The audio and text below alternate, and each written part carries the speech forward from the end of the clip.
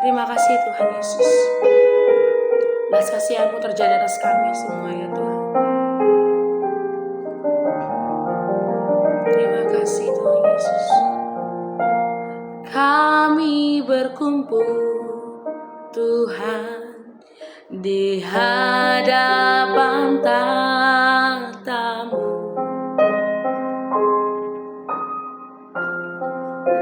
sujud menyembah dalam indahnya hadirat-Mu.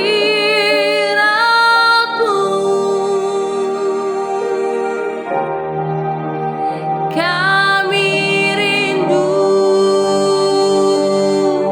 curahan kuasa Roh Kudus,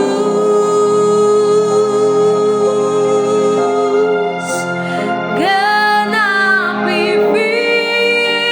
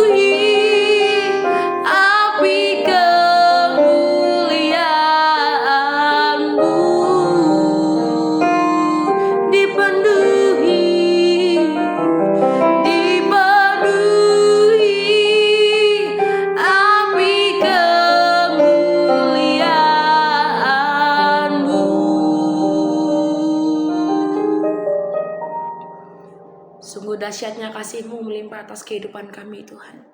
Kami bersyukur hari ini kami masih diberikan kesempatan untuk mendengarkan renungan. Tuhan ajar kami memahami. Dalam nama Tuhan Yesus kami berdoa dan mengucap syukur. Haleluya. Amin. Shalom Bapak Ibu Saudara-saudari, kita berjumpa lagi dalam perenungan intim dengan Allah. Pada hari ini, hari Kamis tanggal 29 Agustus 2024, kita akan mendengarkan dan merenungkan sebagian daripada firman Tuhan yang bertemakan belas kasihan sebagai ciri orang pilihan Allah. Pada perenungan hari ini yang berfokus di dalam Kolose 3 ayat yang ke-12. Saya akan membacakannya dalam Kolose 3 ayat 12, demikian firman Tuhan. Karena itu, sebagai orang-orang pilihan Allah yang dikuduskan dan dikasihinya, dikenakanlah belas kasihan, kemurahan, kerendahan hati, kelemah lembutan, dan kesabaran. Dalam iman Kristen, belas kasihan adalah salah satu ciri utama dari orang-orang pilihan Allah. Belas kasihan adalah sikap hati yang penuh kasih dan empati terhadap penderitaan dan kebutuhan orang lain. Sebagai orang Kristen, kita dipanggil untuk mencerminkan kasih dan belas kasihan Tuhan kepada sesama. Kolose 3 ayat 12 menegaskan bahwa sebagai orang-orang pilihan Allah, kita harus mengenakan belas kasihan, kemurahan, kerendahan hati, kelemah lembutan, dan kesabaran. Ini berarti kita harus menunjukkan kasih Tuhan dalam tindakan nyata yang membawa penghiburan, pertolongan, dan harapan kepada mereka yang membutuhkan. Tuhan mengkehendaki kita untuk memiliki belas kasihan yang tulus dan nyata. Dalam Matius 9 ayat 36, Yesus melihat orang banyak dan tergerak oleh belas kasihan kepada mereka, karena mereka lelah dan terlantar seperti domba yang tidak mempunyai gembala. Belas kasihan yang dikehendaki Tuhan adalah yang menggerakkan kita untuk bertindak, untuk menjangkau dan menolong orang lain.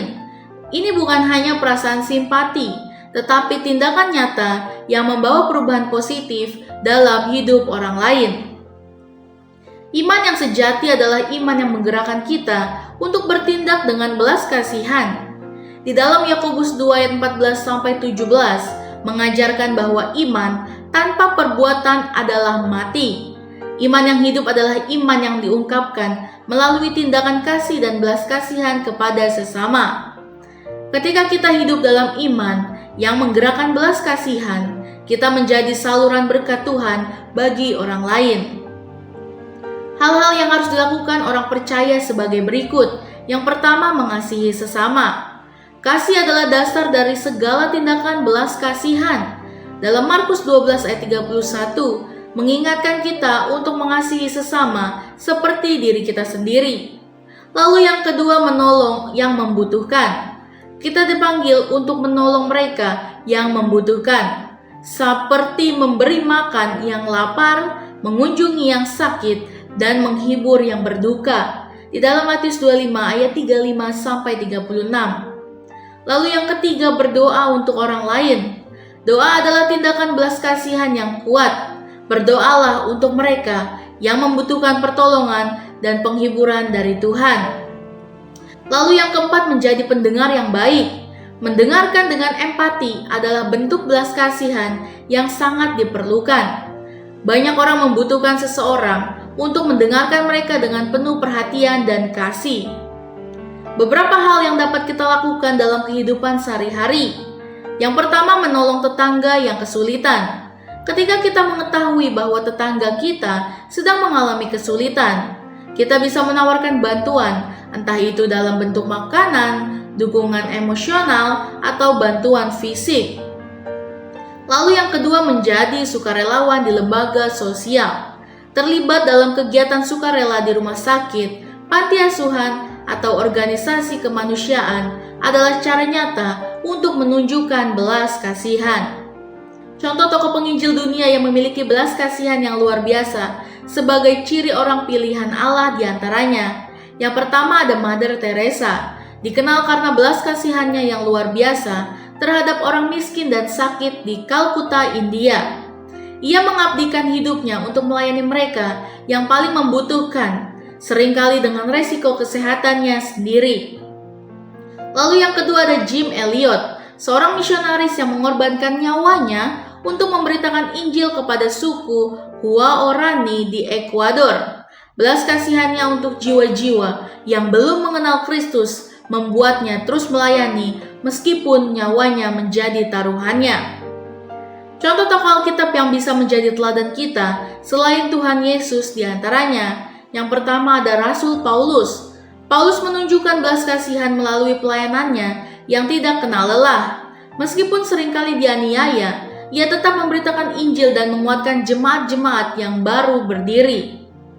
Lalu yang kedua ada Rut. Ketika Naomi kehilangan suami dan anak-anaknya, Rut menunjukkan belas kasihan dengan setia, tinggal bersamanya dan merawatnya. Di dalam Rut 1 ayat 16 sampai 17. Refleksi kita pada hari ini, sebagai orang pilihan Allah, kita dipanggil untuk mengenakan belas kasihan dalam kehidupan kita sehari-hari.